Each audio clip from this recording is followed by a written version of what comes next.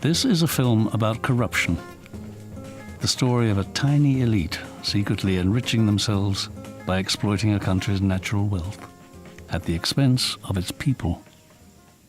For over 30 years, Chief Minister Taib Mahmud has ruled Sarawak, Malaysia's largest state on the island of Borneo. Today, Sarawak has less than 5% of its rainforests left unscathed by logging or plantations. GlobalWitness show exactly how Sarawak's ruling elite are illegally selling off land for personal gain. Taib is seeking new international investors under the pretext of developing the state. Many fear this money will be siphoned off into private bank accounts controlled by the ruling family. Posing as investors, GlobalWitness went undercover in Sarawak to find out how business is done and where the money goes.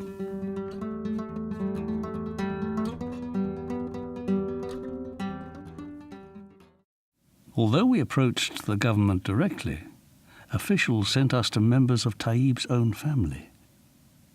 One area of land offered to GlobalWitness was owned by a company called Ample Agro.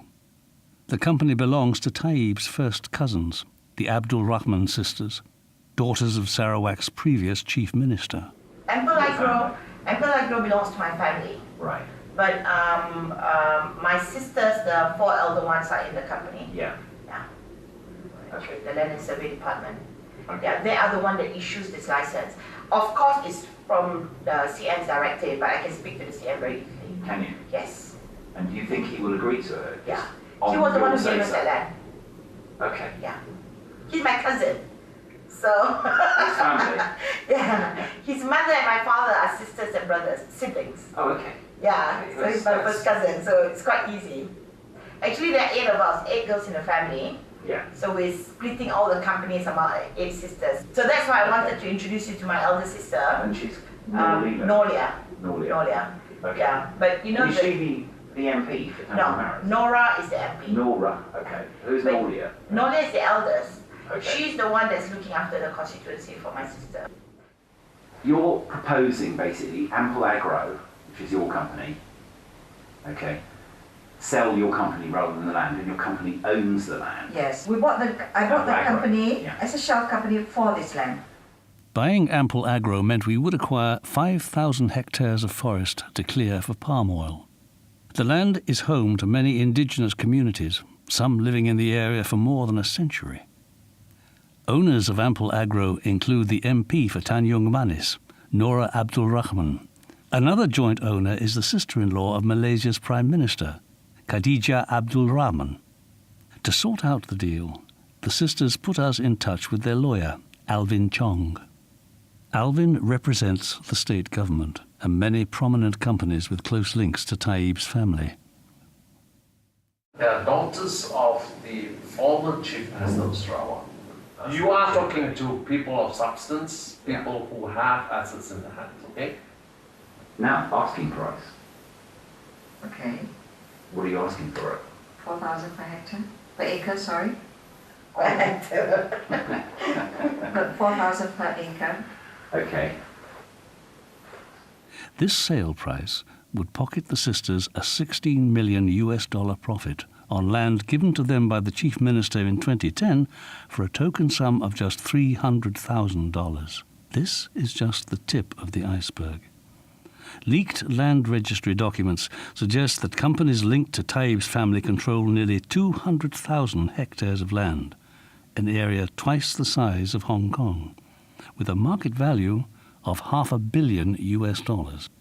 While we were negotiating with the Abdul Rahman sisters, we were offered an even larger piece of land totaling 32,000 hectares. The land was owned by a company called Billion Venture, whose majority shareholder is one of Sarawak's powerful tycoons, He Yi Peng. He's nephew, a lawyer named Huang Long Hong, was handling the sale. He explained how Taib would expect to receive a 10% personal payment for agreeing to the sale and providing the necessary permits. This is the one with the proxy who's the old man. Yes. Just your uncle. Yes. How many uncles you got? from my wife's side. Okay. They are from a big family. But then behind that is the Chief Minister. Yes. Okay. And will he ever surface as a... Then it's like, I award you this license. In return, you're grateful to me. Maybe say I give you a percentage. Okay, so he'd look for a percentage from the license. Yes. And how would that get paid though to the nominee? The existing owner will pay him up. So he gets paid it up front? Yes. Okay. One go. Yes. What kind of percentage are we looking for? I think I know. 10%. He is selling for 230 million. Right. Upfront, everything. You can check the company. I can provide to you. 3 shareholders. 3 shareholders. Okay. One is Dr. Peng. This Dr. holding majority shares. Right. He is very close to our chief ministers. Right. He has hotel. He has King Hotel. You know King Hotel? Chief Minister Taib has extensive and enduring financial ties with He Yi Peng. Taib himself is a shareholder in Kingwood Hotel.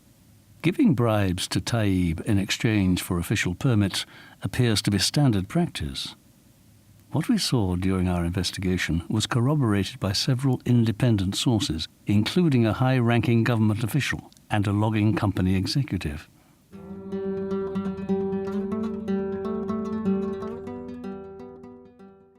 The company's based here.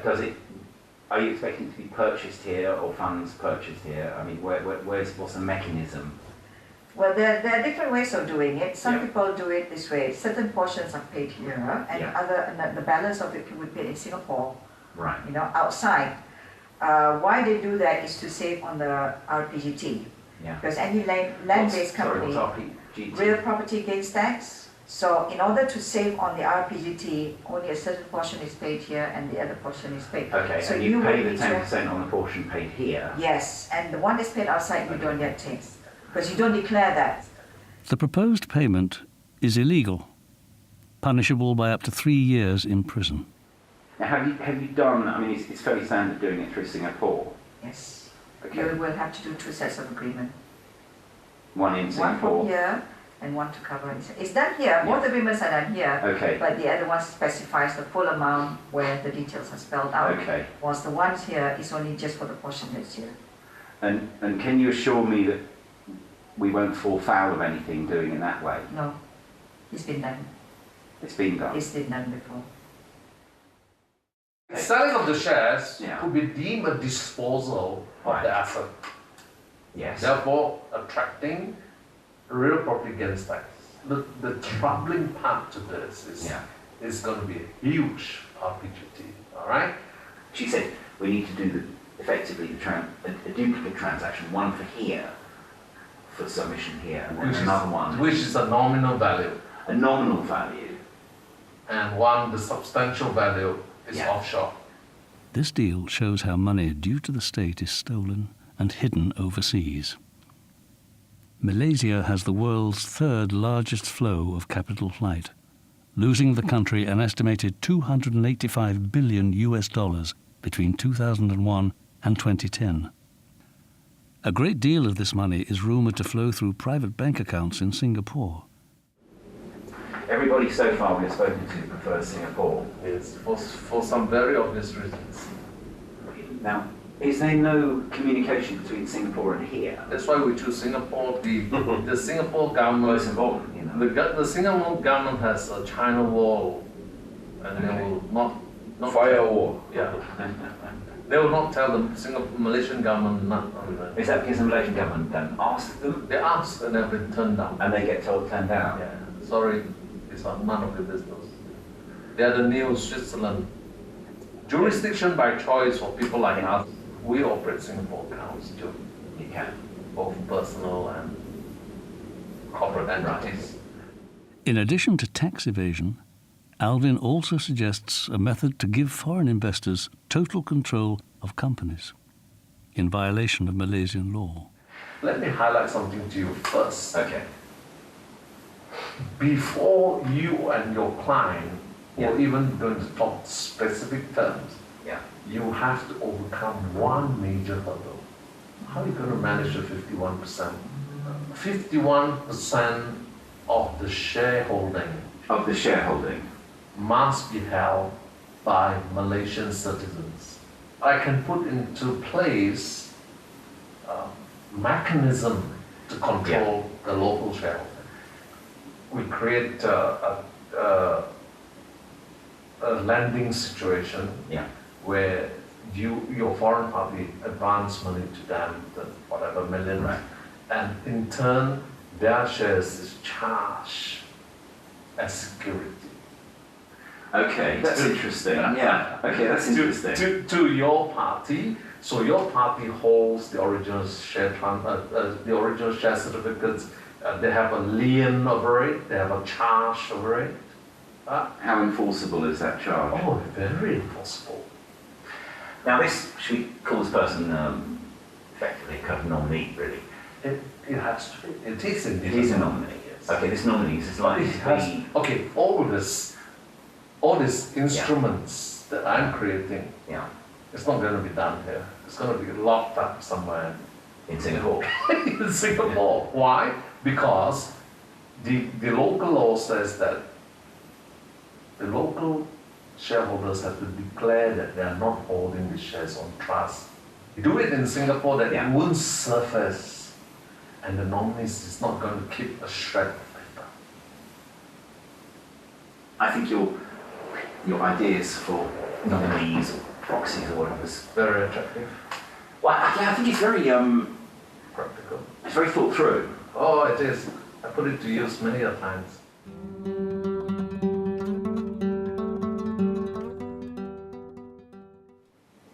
Where would you say a nominee or should come from in the sort of social political spectrum here or business community? In the lowest rank we can find in a remote area, they would not be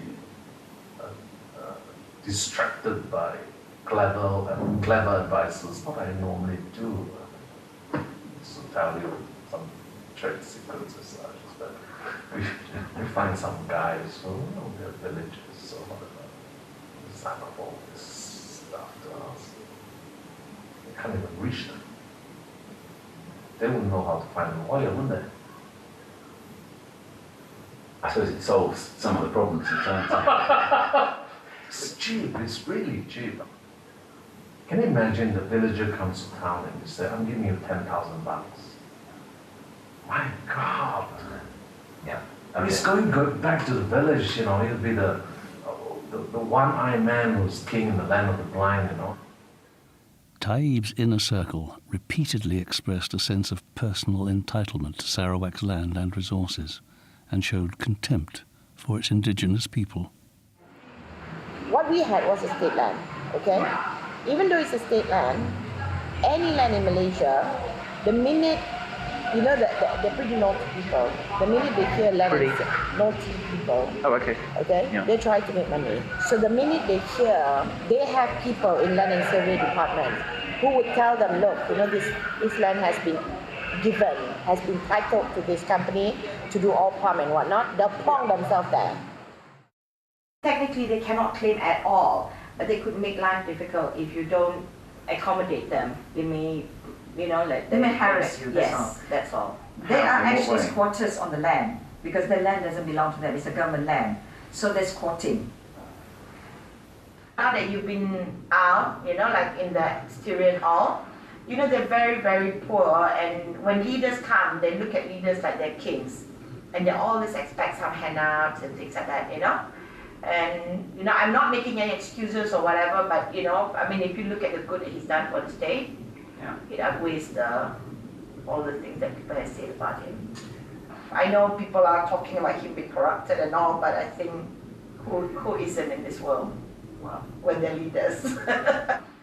Until the federal Malaysian authorities are willing to hold corrupt officials to account, the forests and people of Sarawak will continue to foot the bill for one family's pursuit of stolen riches. Over 30 years, anybody can get rich if you have something up there. But if you don't have it, there's nothing you can do.